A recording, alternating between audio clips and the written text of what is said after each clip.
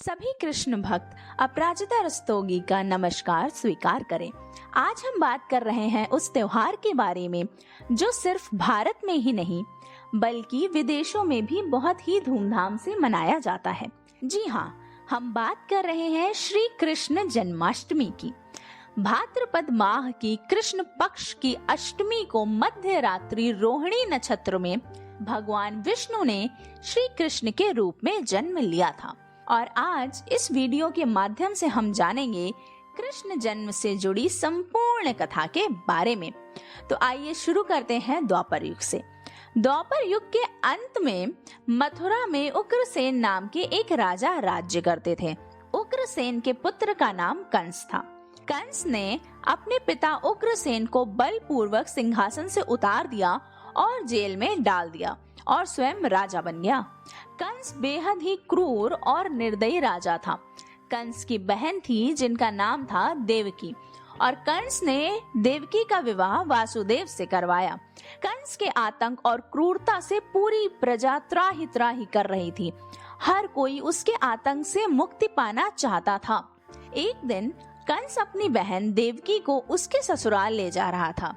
तभी रास्ते में आकाशवाणी हुई कि कंस, तेरी क्रूरता और आतंक का नाश तेरी बहन देवकी का 8वां पुत्र करेगा।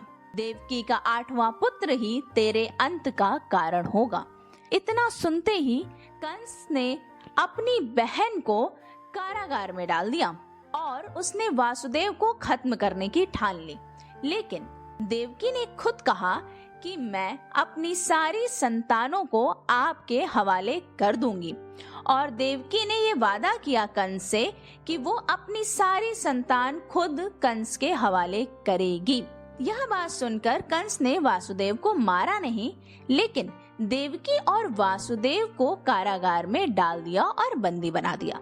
वासुदेव और देवकी के एक एक करके 7 बच्चों को कंस ने मार दिया और जब 8वें बच्चे के होने की बारी आई तो पहरा और भी सख्त कर दिया। उधर वासुदेव के मित्र नंद की पत्नी यशोदा को भी बच्चा होने वाला था और यही वह मौका था जब कंस की आंख में धूल झोंकी जा सकती थी। और हुआ यूं कि एक ही दिन देवकी ने पुत्र को जन्म दिया और यशोदा ने पुत्री को जन्म दिया। लेकिन देवकी ने जब पुत्र को जन्म दिया तो उसी वक्त भगवान विष्णु उनके समक्ष प्रकट हुए और कहा कि वह उनके पुत्र के रूप में जन्म ले रहे हैं और वह नंद के घर में पलेंगे। उन्होंने वासुदेव को कहा कि वह बच्चे को नंद के घर पे गोकुल छोड़ के आ जाए। और फिर क्या था, प्रभु की कृपा से सभी रक्षक गहरी नींद में सो गए और कारागार के सभी द्वार खुल गए। वासुदेव ने कान्हा को एक टोकरी में रखा और यमुना पार कर नंद के घर ले गए और कान्हा के बदले पुत्री को कारागार में ले आए। वह कारागार में आ गए तब सबकी नींद खुल गई और वासुदेव और देवकी भी यह सारी बातें भूल गए। कंस को जब पता चला कि देवकी की संतान हो गई है तो वह कारागार आया और उसने देखा कि 8वीं संतान तो लड़की है, लेकिन डर के कारण उसने 8वीं संतान के रूप में उस कन्या को भी दीवार पर पटक दिया। लेकिन पटकते ही कन्या आकाश में उड़ गई और कंस से कहा, मूर्ख, तुझे नाश करने वाले ने तो जन्म ले ही लिया है और वह तेरे पापों की सजा तुझे जरूर देगा।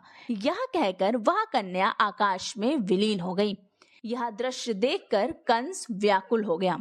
कंस ने श्री कृष्ण को मारने के लिए बहुत दैत्य भेजे, बहुत प्रयत्न किए, लेकिन श्री कृष्ण ने अपनी अलौकिक माया से सारे दैत्यों को मार डाला और बड़े होने पर उन्होंने कंस का वध किया। श्री कृष्ण की जन्म तिथि को तभी से पूरे देश में बड़े हर्षोल्लास के साथ मनाया जाने लगा। तो भक्तों, आप सभी को ये जानकारी कैसी लगी कमेंट सेक्शन में जरूर बताइएगा।